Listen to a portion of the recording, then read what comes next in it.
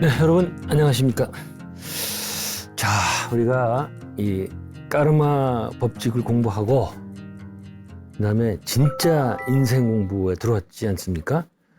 그래서 이제 그 진짜 인생 공부를 할 때 가장 필요한 게 우리 삶에서 가장 궁극적인 문제가 뭐냐, 네. 가장 중요한 문제, 이걸 이제 알아야 된다고 그랬죠.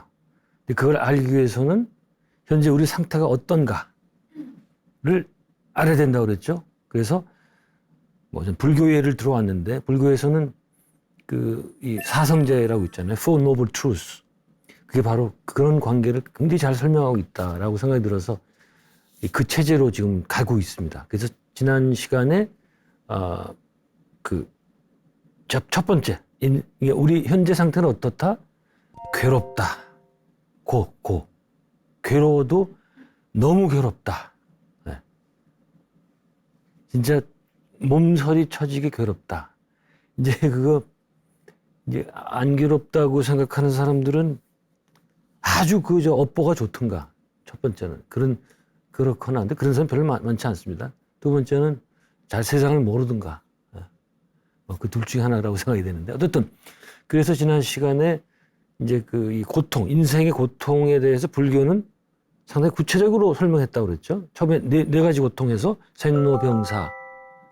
그래서 다 설명을 했고, 죽음을 얘기를 하다가 제가 이제 시간 때문에 그만뒀는데, 죽음 얘기는 제가 직접적으로 죽음에 대해서 강의할 때 많이 얘기를 했기 때문에 좀 건너뛰면서 가려고 그러는데, 자꾸 이거를 이제 반복하는 이유가 너무 중요해서 그래요. 그런 것도 있고, 또 제 학생들한테 제가 강의 많이 해봤잖아요. 한 번 갖고는 못 알아듣더라고요. 학생들한테. 한 5번은 해야 되나? 시험 봐도 나중에 몇 학기 지나면 또 몰라요. 그래서 자꾸 제가 좀 반복하는 면이 있는데 좀 양해해 주시기 바랍니다. 죽음이 무서운 이유는 첫 번째는 이제 내 자신이 없어진다는 것. 그게 가장 두려운 거다. 그래서 이 전쟁 중에는 그 참호 안에 있을 때는 무신론자는 없다 그랬죠. 그때 무신론자가 신발이 없는 사람이 아니고, 그때는 누구든지 신을 찾고 절대자를 찾게 된다. 그렇게 무섭기 때문에. 두 번째, 오늘 이제 여기부터 시작을 해야 되는데, 많이 말씀드린 거예요. 우리는 죽은 뒤에 어디로 가는지 모른다. 근데 어디로 가는지 모르고서는 거기 막 끌려가니까 무서울 밖에 없죠. 생각해보세요. 내가 경찰이나 안기부 사람들한테 끌려가지고 가는데 어디로 가는지도 모르고 계속 눈 가리고 끌고 간다고 생각했어요. 거기서 오는 그런 이 공포. 그래서 우리는 죽은 뒤에 어디로 갔는지 모르는 게 하는데, 일단, 그러니까 한 가지 경우의 수가 있어요. 뭔가니 근사 체험자를 통해서 간접적으로 그 죽음 뒤의 세계, 사후 세계를 알 수 있겠다. 우리는 그렇게 체험할 수밖에 없겠다.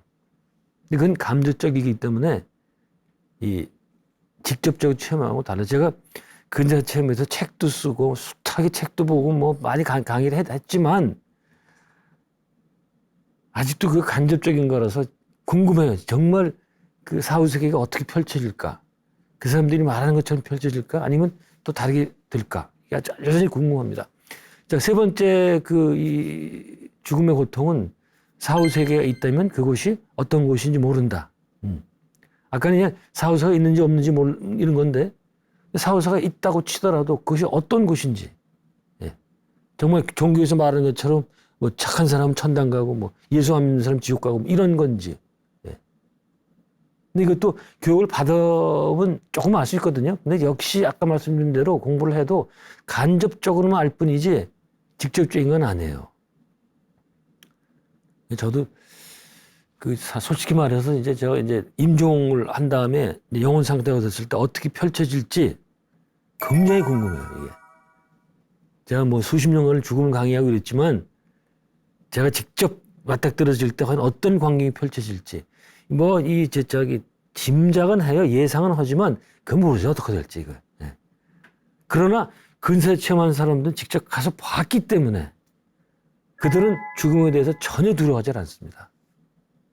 그러나, 그들도 뭐가 두려운가니, 그 죽음으로 가는 과정, 가령 사고를 당해서 병원에 있다든가 아파서 계속 그 아픈 상태도 있다든가 그런 거는 두렵다고 그래요. 그 인간이니까 어쩔 수 없는 거죠. 네. 자, 어쨌든 그다음 네 번째 그 죽음의 고통은 사랑하는 가족들과 헤어져서 어딘지 모르지만 혼자 가야 된다는 것. 아까 제가 말씀드렸죠. 모르는 곳이 가는데 만일 뭐 친구들하고 같이 가든지 가족들하고 같이 가면 훨씬 위안이 되죠. 네. 그러나 혼자 가다고 생각한다면 이건 뭐 굉장히 무서울 거예요. 그래서 저는 이 비유를 듣는데 나를 어떤 사람도 아니야 그냥 어딘지 모르는 아프리카 정글 같은 데 딱 떨궈 놨다면 그런 데서 혼자 있다면 과연 그때 이 두려움 왜 인간이 지금 이것에 대한 지식이 전혀 없잖아요. 어떻게 해야 될 바를 모르고 거기다가 무슨 우리가 도시에 살던 사람이 정글에서 어떻게 사는지 뭘 하나 알겠어요. 뭘 먹어야 될지 아무것도 모르잖아요. 그럴 때 느끼는 괴로움 그런 것도 비유에 들 수 있겠다. 내 마지막은 내가 죽은 다음에 나는 완전히 잊혀질 것이다. 사실 잊혀질이라는 건 문법적으로 틀립니다. 잊힐 것이다 이렇게 해야 돼요. 근데 잊힐 그러면 이제 뭐 잊혀진 계절 뭐 그런 것도 있잖아요. 그게 틀린 겁니다. 사실은 잊힌 계절 뭐 이렇게 되는데 어쨌든 이걸 많이 쓰니까 내가 없어지는 것도 괴롭지만 나의 사랑하는 사람들 뇌리 속에서 나의 가족 뭐 친구를 통해서 내가 완전히 사라져 버린다. 잊혀진다. 잊힌다. 이런 데서는 괴로움. 네. 그래서 이제 우리가 임종 환자를 이제 앞에 두고 그를 위로할 때 여러 가지 방법이 있는데 그중 하나가 이겁니다. 아버지 혹은 어머니 돌아가시더라도 저희는 언제든지 아버지 어머니를 생각하고 또 제사 같은 의례, 뭐 추모제 같은 의례를 지내면서 항상 이 기억에 떠올릴 겁니다. 이런 식으로 하면은 그분들이 상당히 위로를 많이 받는다고 그래요. 네. 그만큼 이제 우리가 자신이 아무 존재도 안 된다는 거에 대한 괴로움들, 그런 공포들이 있다. 그것들이 다 이제 죽음과 연관된 거다. 이렇게 얘기를 했습니다. 그러니까 이렇게 보면은 죽음을, 인간이 가진 공포 가운데에서 죽음에 대한 공포를 능가할 게 막 없을 거예요. 네. 가장 큰 공포. 네. 이거는 우리가 진짜 평소에 잘 못 느끼죠. 아주 위급한 사고를 당하거나 이럴 때가 아니라면 못 느끼는데 어떻든 이런 것 사실을 통해서 추정해 보면 죽음이라는 것은 인간이 가진 공포 중에서 가장 큰 공포일 수 있겠다. 죽음 앞에서 느끼는 공포. 네. 자, 여기까지 사고였고 불교는 여기서 끝나지 않고 여기다 8가지 고통, 4가지 고통을 더 얹죠. 그래서 팔고라고 얘기하는데 그러면 다른 사고, 생로병사 말고 다른 사고는 무엇일까? 이것도 뭐 여러분들 불교도들 많이 아실 거예요. 이 앞에 사고에 비하면 굉장히 이거는 실질적이에요. 예. 앞에 사고는 좀 스케일이 큰데 이거는 좀 아주 일상적이고 좀 이 피부에 와닿는 그런 고통이에요. 그래서 저는 요 사고를 우리가 지금 보는 사고를 공부해 보면서 야 불교가 이렇게 현실과 동떨어진 종교가 아니구나. 예. 우리 불교 그러면 뭐 절간에 절간은 저 산에 있고 말이지 거기 가서 도 닦고 이렇게만 생각하는데 사실 그렇지 않다. 왜 그런가 하니 이 초기 불교 이 경전에 나오는 얘기인데 저는 뭐 이제 어떤 스님들이 쓴 책을 통해서 봤습니다만 부처님이 뭐 그러셨다고 그래요.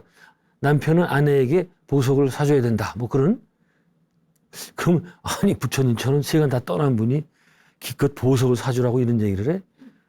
그렇게 생각할 수도 있지만 사실 그게 필요한 거 아니에요? 자기 사랑하는 아내를 위해서 아내가 원하는 걸 사준다는 거. 그런 것까지 부처님을 헤아려서 이 가르침을 주셨다. 그래서 그런 의미에서 실질적인 가르침이다. 불교는 이렇게 얘기를 자주 합니다. 자, 지금부터 얘기한 4가지 고통. 처음 뭐 아시죠? 첫 번째, 사랑하는 사람과 헤어지는 고통. 두 번째, 미워하는 사람을 만나야 하는 고통. 세 번째, 갖고 싶은 것을 얻지 못하는 고통. 그다음에 4번째는 좀 두리뭉실한데 이 몸과 마음이 원하는 것을 충족하지 못하는 굉장히 광범위한 그런 고통이겠죠. 네. 이 4가지 고통인데 이게 좀 재밌습니다. 제가 이 얘기를 할 때마다 저 이제 이대에서 강의할 때 그 학생들한테 이걸 물어봐요. 그 첫 번째 고통과 두 번째 그 고통은 인간관계에서 오는 고통을 얘기하는 거 아닙니까? 근데 이게 인간관계라는 게 지금처럼 사랑하는 사람, 위하는 사람 그 정도가 아니고 이게요, 사실은 불교의 사고나 팔고 중에 인간관계에서 오는 그 고통, 그게 사실 들어가야 돼요. 그 정도로 이게 큰 고통입니다. 우리 인간에게. 그런데 아마 부처님 제서시 당시에는 인간관계 때문에 오는 고통은 현대보다는 월등히 적었기 때문에 아마 그 얘기 안 들어가는 건지 모르겠어요. 왜 이런가 하니? 현대 와서 이게 인간관계에서 오는 고통이 심해지거든요. 생각해보세요. 전근대 사회. 그러니까 우리 조선시대 같은 거 보세요. 그때는 어땠어요? 신분이나 뭐 직업 또 그다음에 뭐 나는 아들, 딸 뭐 이런 것들이 이런 인간관계가 딱 정해져 있잖아요. 태어나면서. 예. 더 이상 어디로 갈 데가 없어요.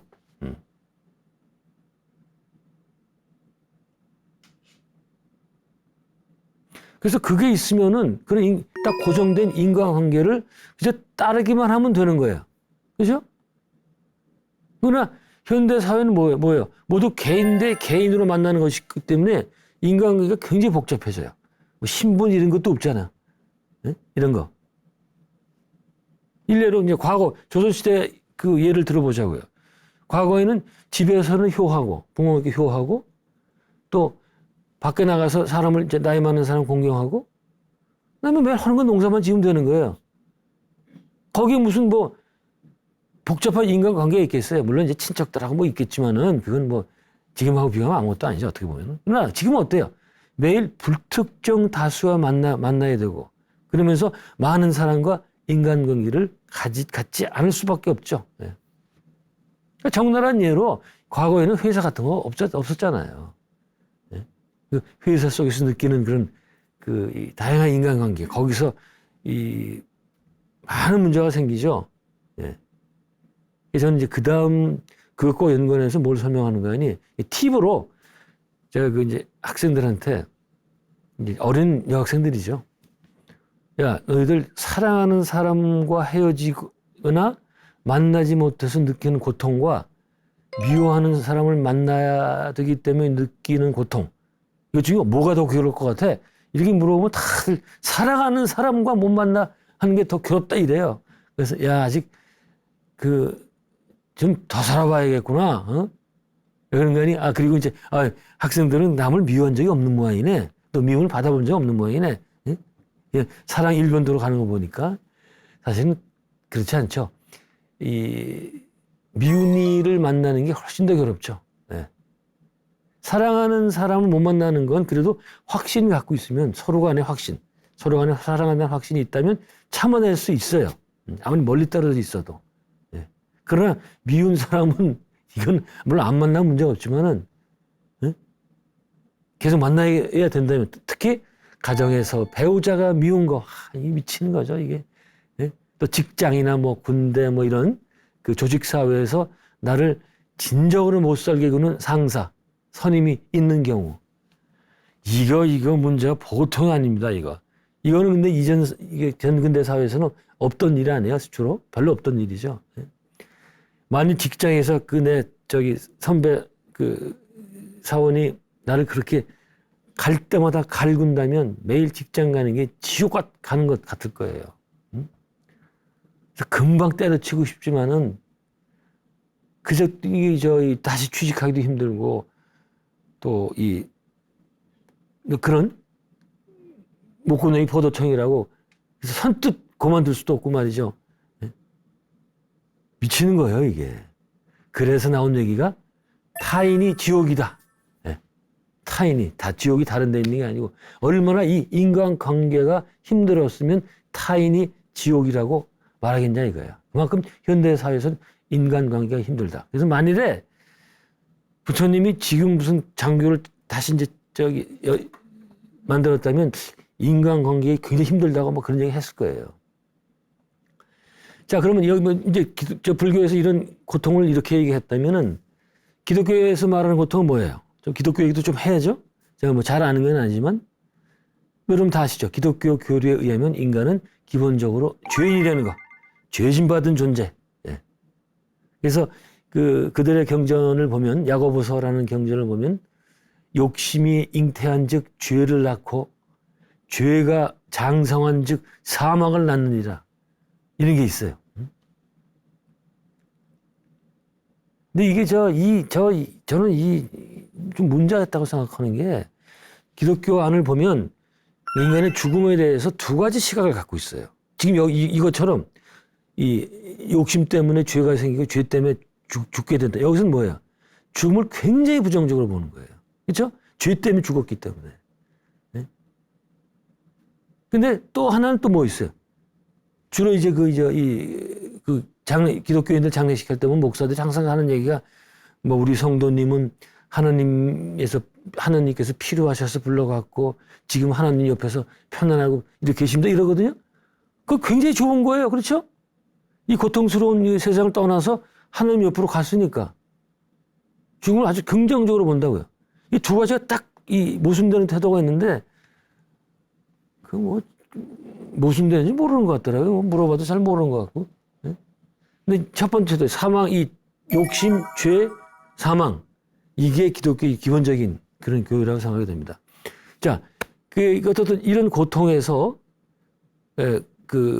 우리 인간이 죄인이기 때문에 겪는 고통, 이 고통에서 벗어나는 방법은 구주 예수의 대속이라고 그랬죠.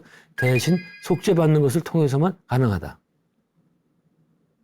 그러니까 기독교는 이거예요. 내가 죄인이 아니에요. 죄가 있잖아요. 응? 언제 그놈의 아담이 이 선악과 따먹어가지고 거기서 죄가 생겨가지고 그거 따먹은 거하고 나하고 무슨 관계입니까? 근데 이게. 자, 이따 나중에 다시 말씀드리라고. 그 죄를 갖고 있기 때문에, 이 죄는 너무도 커서 내 혼자 힘으로 안 돼요. 이 구원을 못 받습니다. 어떻게? 예수님의 공로에 의지해서 받잡고 예수님을 통해서만 그 속죄가 되는 거예요. 근데 거기 또 하나 있어요. 예수님께 바로 갈 수 있다 없다. 가톨릭에서는 가지 못합니다. 직접. 신부를 거쳐야 돼. 신부를. 네? 신부가 대신 다 미사 드려줘야 돼요. 가톨릭에서 신부란 존재는 굉장히 큰 거예요. 이게 파더예요. 이 신부란 한자 말도 재밌잖아요. 신의 아버지야? 그건 뭐 아니겠지만 어쨌든 그만큼 권력이 막강합니다. 신부라는 거는. 저는 뭐 전혀 동의 안 하지만 그런 거에 대해서. 근데 가톨릭 내에서는 그렇다. 그럼 뭐 그쪽에서 그런 거 우리가 밖에서 뭐라고 그럴 필요가 없죠. 네. 이걸 누가 깼다? 이 구도를 마르틴 루터가 깬 거예요. 신부 필요 없다. 우리 그 신도들이 모두 사제가 돼서 나 자신의 믿음을 통해서만 나도 속죄받을 수 있다. 이렇게 된 거예요.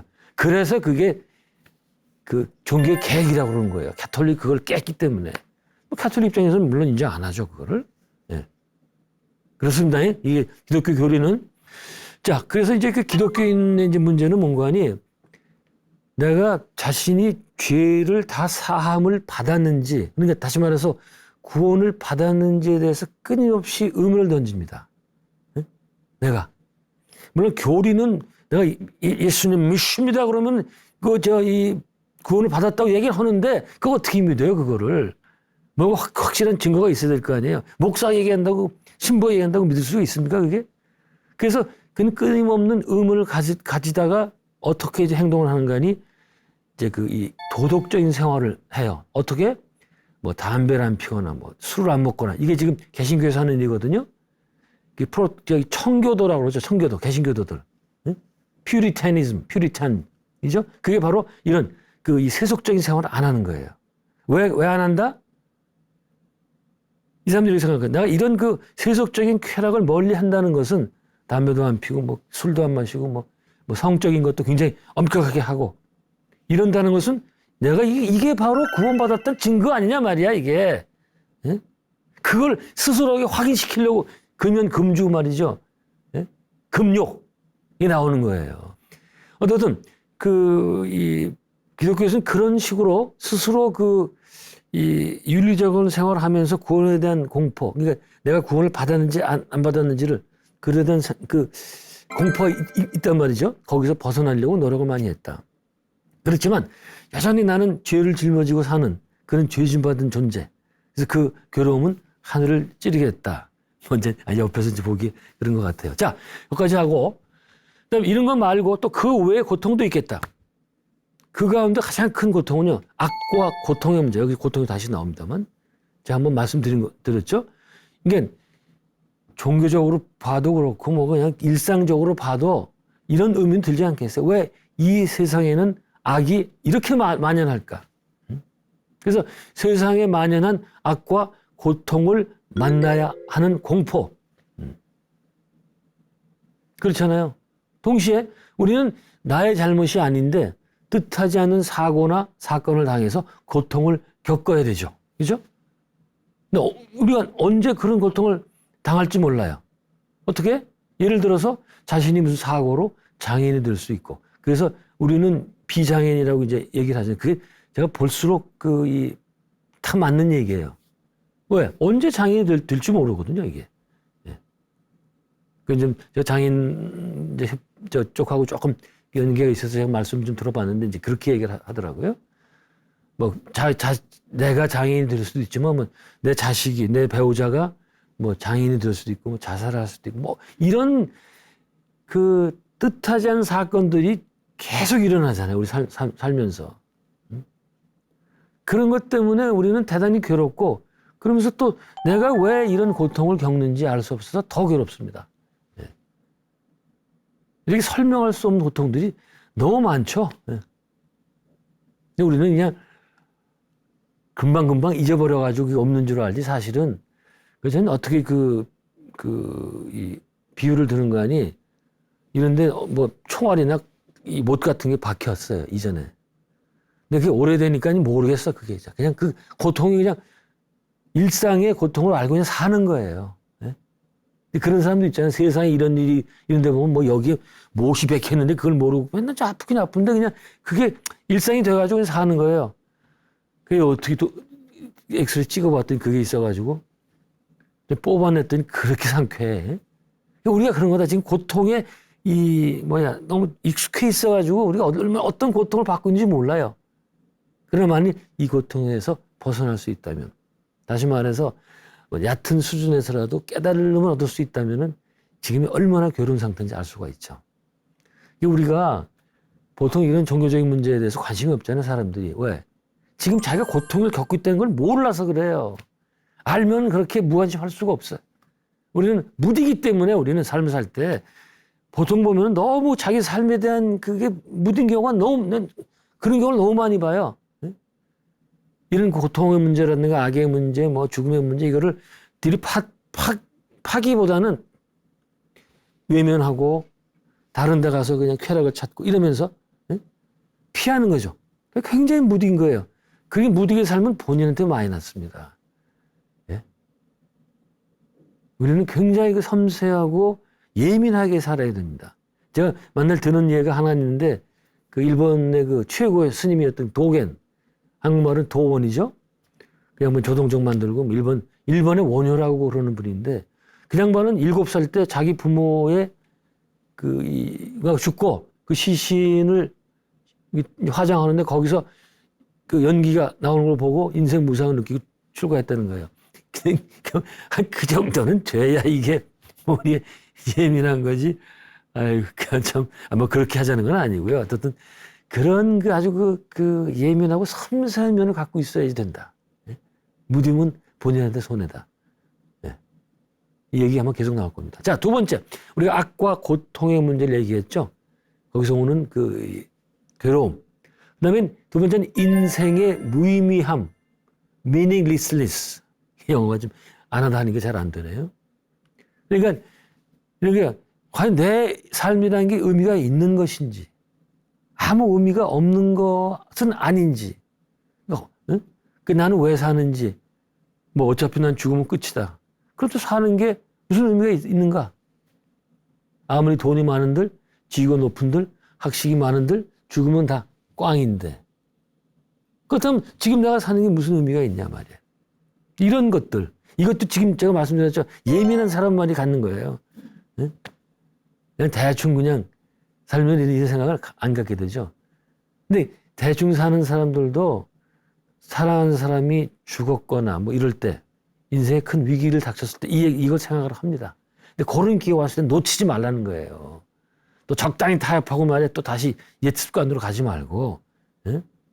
제가 계속 얘기하잖아요. 이게 얼마나 힘들게 나온 생인데 적당히 가고 합니까? 예? 어쨌든 우리는 자기도 모르게 그러니까 사실 저는 그렇게 생각해요. 지금 뭐 삶의 무의미성을 얘기하는데 그걸 모르는 사람이 많다고 그랬잖아요. 많은데 그들도 사실은 무의식에서는 다 알고 있습니다. 내 삶이 무의미할 수도 있겠다. 과연 나는 이 내 삶의 무의미성, 허무, 이걸 극복할 수 있을까? 극복하지 못하면 어떠지? 어떻게 해야지? 뭐 이런 실존적인 고통, 이런 것들이 있다는 무의식적으로는. 왜 그랬잖아요. 무의식은 다 알고 있다고 그랬잖아요. 똑똑한 사람 무의식이나 좀 덜 똑똑한 사람 무의식이나 무의식은 다 알고 있어요. 똑같아요, 그거는. 겉으로 드러내기 좀 다를 뿐이지. 예? 가령 정신적 장애에 있어서 발달 장애 있는 친구들이 있잖아요.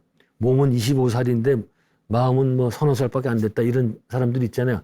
그런 사람들도 무의식은 똑같아요. 다 알고 있어요. 이번 생에는 왜 그런지 모르지만 그게 이번 지적 장애를 갖고 태어난 거예요. 무의식은 평등합니다. 왜? 무의식은 바로 우주의식하고 통하기 때문에. 사실은 이 무의식하고 저거만 연결만 되면 이거 뭐라 그래 이거 코딩 이거만 되면 지금 기가 막힌 건데 그게 너무 힘들어요. 거기까지 내려가려면은 용기와 지혜가 엄청나게 필요해요. 그러나 한번 마음을 먹으면 갈 수 있습니다. 언젠간 가요, 언젠간. 제가 그랬잖아요. 내가 만약 광주 가고 싶다. 그러면 그쪽을 향해서 발걸음 띄우면 언젠가 가는 거예요. 방향이 틀리면 안 되겠죠. 그냥 바른 방향만 잡는다면 계속 가면 가는 거예요. 그래서 얘기했잖아요. 초발심이 중요한 거다, 이게. 초발심 자격문도 나오는 거예요. 한 알의 믿음이 깨닫게 해준다. 이런 얘기. 그거 다 많이 하는 얘기예요. 자, 그러면 우리가 고통 얘기는 여기까지 하고 두 번째. 멸제죠. 불교에서 멸제. The cause of suffering. suffering, 고통의 원인. 무엇일까? 네. 여기서 그냥 단도직입적으로 답을 얘기한다면 이 고통의 궁극적인 이 끝판의 원인은 자기의식이다. 자, 이거 self consciousness 혹은 뭐 reflective consciousness라고도 하는데 이거 조금 어려운 단어일 수 있는데 다시 설명드립니다. 아주 쉽게 설명드리니까 걱정 마세요. 예? 예. 이런 어려운 단어 나오니까 탁 틀고 이런 거 하지 마시고 굉장히 지금 좋은 기회입니다. 이거 알 수 있는. 예. 그리고 지금 이해 안 된다 그래도 그냥 이렇게 흘려가면서는 어떻게 돼요? 무의식은 또 저장해놔요. 예? 나중에 때가 됐을 때 튀어오릅니다. 근데 만약 이거라도 듣지 않으면 나중에 때가 와도 무의식에서 올라올 게 없어요.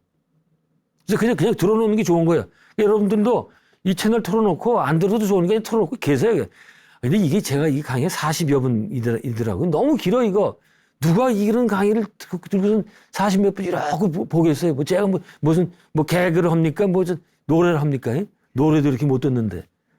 틀어놓고 그냥 여러분 할 일 하시면서 하면 됩니다. 그러다가 조금 들을 만한 얘기 나면 잠깐 보고 아니면 또 자기 일하고 이러면 돼요. 자, 이 고통의 원인에 대해서 불교는 뭐라고 그런다? 아주 전형적인 대답이 있죠. 우리가 왜 외롭다? 우리는 인간은 욕심이 있고 갈래, 집착, 탐착, 욕정, 욕망 이게 있기 때문에 그래서 이거 욕심만 없애면 집착만 없애면 고통이 없어진다. 다 이러잖아요. 네? 근데 저는 그 다음 질문을 한 번 더 던집니다. 과연 그 욕심을 없애는 일이 가능하겠는가? 저는 일단 불능하다. 욕심을 계속 잘라서 없애는 거 욕심이 있으면 이 금강도로 해가지고 그냥 탁 잘라내면 그냥 해탈이라고 그러잖아요. 그건 불가능한 일이다. 왜? 욕심을 없애려면은 또 생각으로 또 하나 욕심을 없애려는 그 생각이 있잖아요. 그거 남잖아요. 그럼 어떡할 거예요, 그거는? 그럼 그걸 없애기 위해서 또 욕심, 또 생각을 내야 돼. 이거 계속 나가는 거예요. 그러니까 그 욕심을 계속 덜어낸들 뿌리가 나와 있거든요. 뿌리는 이게 또 여러분 살짝 가르쳐 드리는 이 뿌리가 자기의식이에요. 아까 얘기했던 거. 셀프 컨셔스니스. 이거. 이게 없어지지 않는 한은 욕심은 절대로 사라지지 않습니다. 그러니까 인간의 욕심이라는 거는 현상에 불과한 거기 때문에 욕심의 근원을 찾아야 된다. 집착을 놔라. 그것이 뭐 마음을 비운다? 마음을 비운다는 말도 얼마나 웃긴 줄 아세요? 마음을 비우기 위해서 생각을 내야 되죠. 마음을 비워야지. 생각이 나잖아요. 그 마음을 비워야 되겠다는 생각은 또 어떻게 비울 거야? 못 비워. 그래서. 응? 제가 아는 상식으로는 이 생각을 없애야 된다. 그랬더니 부처님 당시에서, 제사시 당시에 그 수행하던 그 제자들이 야, 생각을 없애야 된다? 그럼 죽으면 되겠네. 서로 죽였다는 거야. 예? 완전 잘못 해석한 거죠, 그걸. 부처님이 그걸 듣고 얘들이 왜 그래? 야, 지금부터 죽이지 마. 그래서 불살생 개가 나왔다는 그런 얘기도 있는데 그전 책에서 봐가지고 본 지도 다 이게 대학 때 봤던 거예요. 대학 때 제가 열심히 얘기했잖아요. 방학 때 불교책 사가지고 계속 독학하고 이랬다고 말이죠. 그때 그 책에서 읽었던 얘기라서 그 정확한 건 모르겠습니다만은 어쨌든 불살생계가 그렇게 나왔다는 설이 있어요. 그러니까 그 승려들의 그 생각이 어떻게 생각하면 틀린 건 아니에요. 나의 생각을 없앤다, 욕심 없앤다? 그럼 내가 없어지면 되겠네? 죽는 거예요. 자살하든지. 근데 제 그 죽음학 강의를 들어보시면 알겠지만은 죽는다 그래서 그 생각 안 없어져요. 생각 그대로 남습니다. 예? 아주 이 생각에서 벗어나는 거는 세상에서 제일 어려운 일. 예? 자, 어떻든 우리 갖고 있는 욕심은 어디서 나온다? 나라는 의식, 이게 바로 자기의식에서 나오는 거죠. 따라서 이 나라는 의식이 사라지는 한은 욕심은 없어지지 않는다. 이 자기의식. 이게 모든 고통의 근원. 여러분, 이게 전혀 여러분들은 생소한 얘기 아니에요. 선종에서 항상 하는 얘기가 뭐예요? 한 생각만 나도 진리에서 48,000이 떨어진다고 그러잖아요. 그러니까 예스님들도 알았던 거예요. 한 생각이라도, 생각은 나면 어떻게 돼요? 이 분별력이 생기는 거예요. 제가 분별력이 뭔지를 말씀드릴게요. 조금 이따가. 응? 나와 너를 가르고 말이죠. 모든 이원론적인 사고가 시작이 돼요. 인간의 고통은 거기서 시작이 되거든요. 네. 지금 또 이게 설명이 좀 어렵 수 있겠는데, 제가 가서 상세 설명하니까 또 그때 보기로 하고, 또 제가 계속 얘기하지만 그때도 아니면 나중에 또 한 번 하면 돼요. 알 때까지 하면 돼요. 네. 인디안들 기우제처럼 비 올 때까지 기우제 지내면 비 오잖아요. 그런 식으로 알 때까지 하는 거예요. 알 때까지. 네? 전혀 문제가 없습니다. 자, 여기서 그럼 자기의식에 대해서 한번 설명을 해봐야 됩니다. 이게 제가 종교, 불교나 기독교나 이제 그쪽 하는 교수들 얘기 들어오면 이 자기의식 얘기를 안 해요. 제가 아는 한은 종교에서는 바로 이 문제가 가장 중요한 문제입니다. 예. 이것 때문에 우리 인간은 이 고통의 바다로 떨어지는 거예요. 예? 그래서 이것 때문에 우리는 죄를 짓는 거고, 기독교식으로 하면은. 이것 때문에 우리는 무명, ignorant, 무식은 이상하다. 박지 못한 대로 떨어지고, 이게 바로 자기의식 때문에. 이게 뭐냐? 자기가 존재한다는 것을 아는 의식이다. 이거 코테이션에 인용해야 돼요. 이 아는이 가장 중요합니다. 그리고 이 자기의식은 인간만이 갖고 있다. 제가 죽음 강의할 때 얘기했었죠. 인간만이 죽는다는 것을 아는 동물이다 그랬죠. 왜? 인간만이 자기가 존재한다는 것을 알기 때문에 그 반대 개념인 죽는다는 것도 알게 된다. 그겁니다. 그러니까 제가 그랬죠. 일단 이 죽음은 인간에게는 가장 궁극적인 문제다. 이렇게 얘기할 수 있겠다.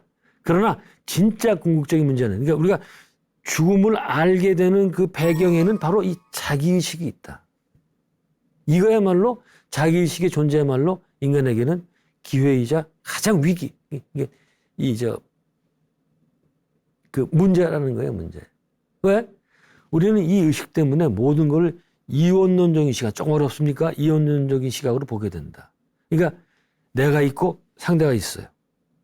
근데 사실은 그 내가 있고 이 세계가 있고 뭐 이런 식의 이게 이원론이거든요. 이렇게 둘로 나뉘어지는 거. 근데 이렇게 우리가 상대방을 인지할 수 있는 것은 우리 의식 안에 이미 그런 구조가 있기 때문에 가능하다. 어떻게? 우리 인간의 의식은 보는 나와 보이는 나로 둘 나뉜다. 자, 우리 이 의식이 있잖아요, 의식. 의식이 뭐 성과선에 있다고 치자고 이 데카르트가 그랬거든요. 이 사람이 도대체 우리 그 인간의 의식은 어디 있을까? 막 하다가 성과선 안에, 요 안에 여기 안에 있다 그러는데 뭐 틀린 것 같지는 않아요. 근데 그렇다고 무슨 성과선 때문에 의식이 나오는 게 아니라 의식이 뭐 성과선 같은 것을 통해서 뇌를 통해서 이제 발현되는 거죠. 이 물질 세계에서. 자, 인간의 의식은 바로 우리 의식은 보는 나와 보이는 나, 생각하는 나와 생각되는 나로 나뉜다. 이게 주와 객으로 나뉜다 이거예요. 그 이제 이거를 저는 그 미국 유학 시절에 그 선불교 시간에 이제 쭉 배운 거거든요. 다른 시간에 안 나왔어요.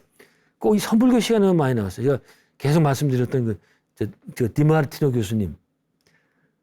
그분은 이런 얘기 하시더라고요. 너무 이런 문제가 좀 생각하기 복잡하니까 이렇게 얘기를 하세요. 우리 인간은 생각하는 것에 저주에 걸렸다. 이게 생각이 저주라 이거예요. We are cursed to think라고 이제 아주 제가 생각이 나는데 우리는 생각할 수밖에 없는 저주에 걸렸다 이거예요. 그게 생각이 그렇게 힘들다 이거예요. 지금도 그 보이는 나 보는 나 이걸 정말 명쾌하게 설명해야 되는데 그러면서 그분 말씀이 좋다. 이거 뭐 이 수업 시간에는 이런 식으로 조금 전문적으로 얘기하지만 우리 바로 밖에 나가서 일거리에서 사람을 만났을 때 이런 걸 모르는 사람들은 얘기할 때 어떻게 설명할 수 있겠냐 이거를 쉽게 설명할 수 있는 방법은 뭐겠냐. 그래서 뭐 그거 말 얘기를 하다가 우리 일상적인 표현 중에 나는 내가 싫다 이런 거 있잖아요. 그러면 나가 둘인데 나는 내가 싫어. 나는 나를 싫어한다죠. 하나는 주격이고 하나는 목적격이 아니야. 이거야 바로 이거야. 뭐다? 주체적인 나가 객체적인 나를 싫어하는 거야. 우리 이게 이제 아시겠죠? 이게 어떤 건지. 보는 나는 이제 순수한 인식작용하는 나예요. 이게 사실은 이제 리얼 셀프, 트루 셀프인데 그게 잠깐 생각을 하면서 보이는 나를 만들어내요. 응? 그게 객체적인 나란 말이야, 그게. 그래서 그 객체적인 나에는 말이죠. 거기에는 뭐 지금까지 살아왔던 그 여러 가지가 많이 있어요. 남들이 나를 봤던 이 이미지 뭐 이런 것들이 거기 안에 있어요. 그게 객체적인 나야. 어떻든 이런 식으로 내가 보이는 나와 보여지는 틀립니다. 사실은 보이는 나, 보는 나와 보이는 나로 나뉘어질 때 그때부터 타인의 존재를 인지하게 되고 끝없는 타인과 각축관계에 들어간다. 제가 불교의 고통을 얘기할 때 인간관계 얘기했잖아요.